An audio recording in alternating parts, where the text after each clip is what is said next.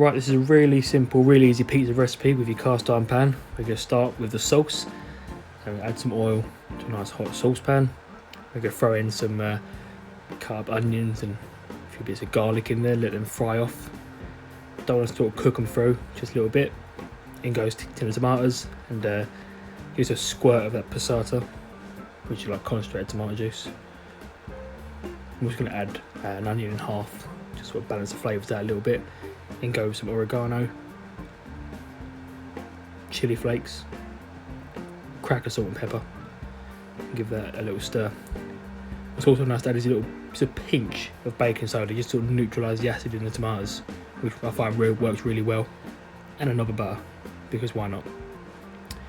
For the dough, we're going to start with the flour there in a bowl, and we're going to add some active yeast with warm water and a splash of olive oil. So that goes in there, and we'll start mixing that around with your hands. Really get a feel for the dough. There's no way to really get around it, you have to sort of get your hands messy. There we go. What's important is not to add all the yeast straight away. It's important to mix it, mix the dough, add the yeast, and sort of work your way up towards the sort of consistency we want. What we're looking for is the dough to hold its shape and not leave any of them sort of flaky bits around the side of the bowl. We're going to add the rest of the yeast mixture. I also find it's nice to add just a dash of milk as well, just to get the last bit of yeast and give the yeast something to sort of feed on. I don't know if that's true, but I find it's nice and it gives the dough a nice sort of airiness as well. So you can see we're approaching that consistency now. The dough's holding its shape. It's a little bit wetter than what I'd like, but you know, we can always sort out a bit of extra flour. That's not too much of a problem. There we go. So that's sort of what we're after. It's getting there. You can leave it overnight to proof, or leave it for an hour or two somewhere warm with a wet cloth over it. But the end result is something like this. So we can start rolling out a dough on a floured surface, flour in our rolling pin as well. Don't want to press too hard on it, you sort of work with the dough. There you go, it's important to sort of flip it around as well as you get them laid. It's almost like making a samurai sword. Once it fits over your pan, you're going to tuck it in nicely.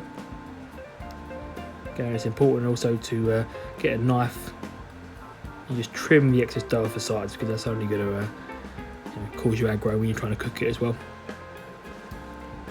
You don't have to go mad with trimming off, I mean it's only dough, but it's nice for a neat pie. There we go, we got there. Lovely. Sorted. So we can start building our pizza. First layer is some sauce. Don't go crazy, just a little bit's enough. I'm gonna make sure sort of spread out evenly. That green thing there is a basil leaf, if you're wondering. In goes some cheese, more sauce, more cheese, more sauce. Pat it down a little bit. More cheese, loads more cheese, different kind of cheese, this mozzarella, whack that on there, lovely. Pepperoni, got to be done. We're grating different kind of cheese again, look a bit like that. It goes in the oven, 45 minutes on a sort of medium high, and you'll end up with a nice pizza like this. Now the dough came out a little bit thick, the crust was a little bit thick and the cheese a little bit sloppy. Maybe 50-55 minutes in the oven, and try and roast that a little bit more than what I did. But it's a really simple recipe, feeds you for days, and it's just amazing comfort food. Lovely stuff.